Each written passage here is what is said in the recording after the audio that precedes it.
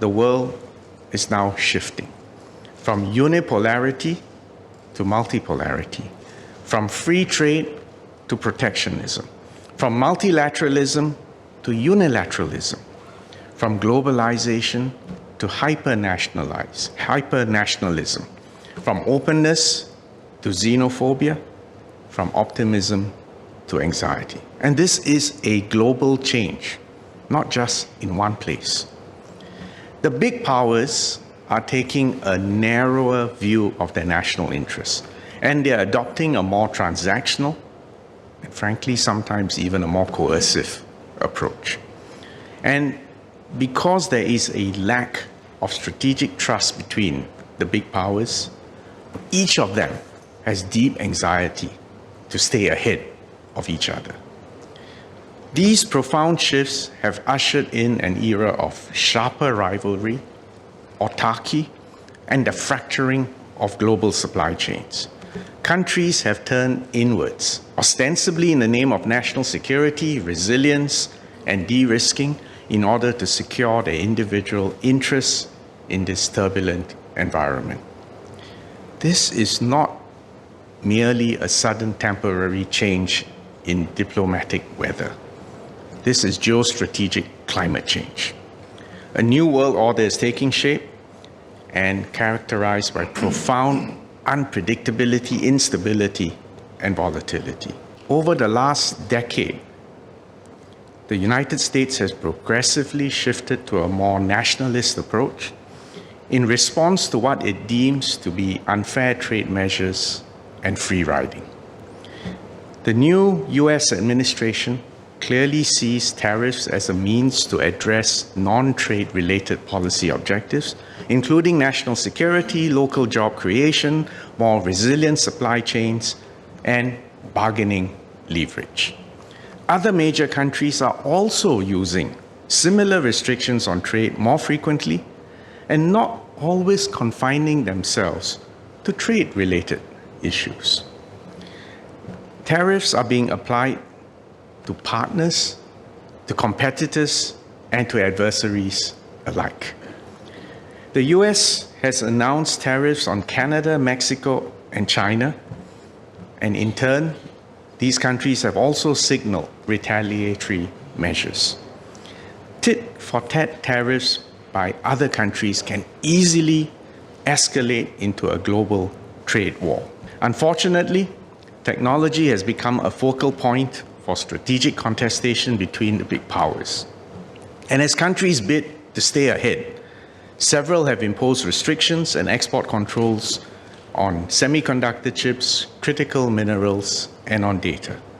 For instance, the US AI diffusion rule, although not yet finalized and is still subject to changes, but this rule essentially will limit the export of advanced chips that are essential for AI.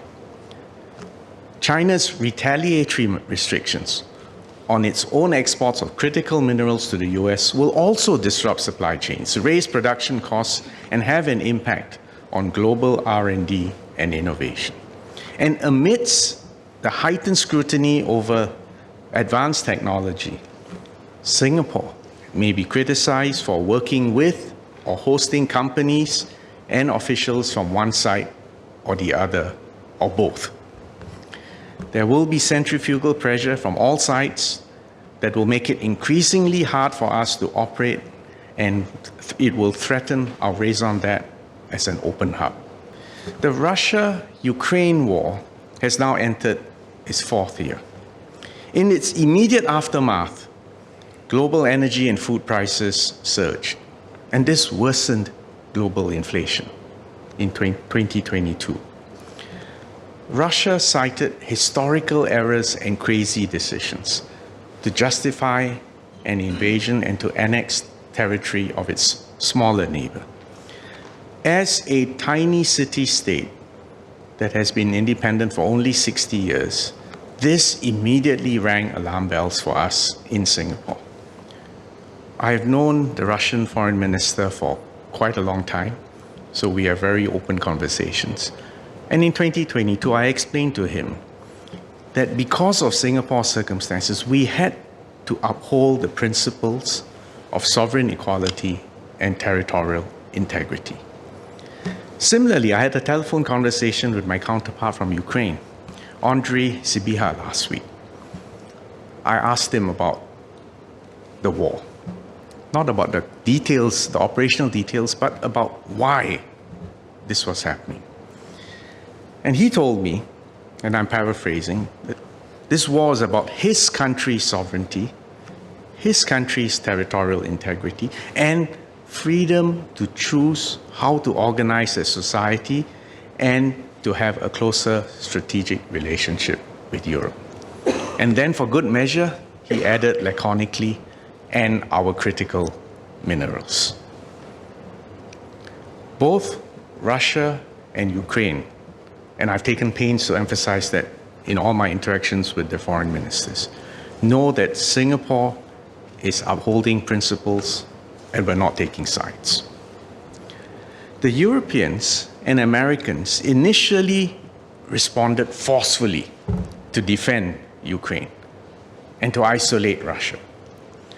But recent pronouncements and actions by the new US administration, most recently the dramatic live video from the Oval Office, have dramatically underlined a change in long-standing US policy. Our foreign policy begins at home, and it must always be a balance between realism and idealism. It means we must have no illusions about our place in the world. But small as we are, for 60 years, we have refused to adopt a fatalistic posture. We have insisted on agency to build our strength, to protect our sovereignty, maintain our relevance, to create political and economic space for ourselves. We strive to be useful, but not to be made use of. And of course, to avoid becoming a sacrificial pawn between big powers. Now, I've dwelt at length on the dangers arising.